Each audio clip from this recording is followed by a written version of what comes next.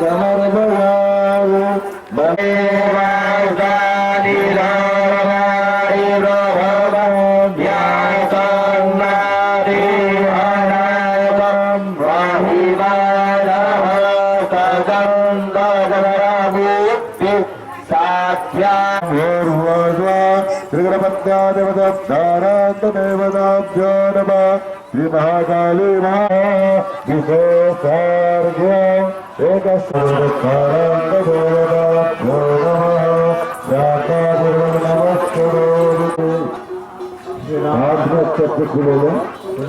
ओम श्री महाकाली महालक्ष्मी महासरस्वती सहित चतुष्ट योगी देवियों का प्रार्थना करें। हे राणे चंडी कृपा करिए अब से हम भक्त रहे हैं गलाज भवानी सदा अब जाती नहीं है विपत्ति हमारी।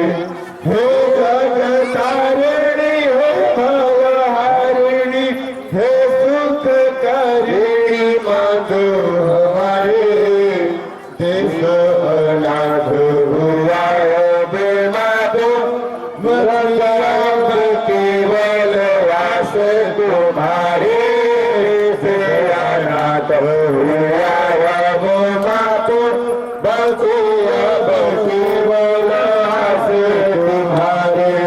हे महारानी महावरदानी महासुखसारी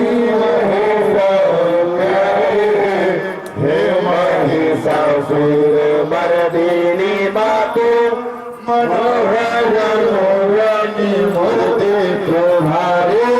हे महिषा संसार पति हो अपनी पूजापति हो भाई जगदम्बा करती हो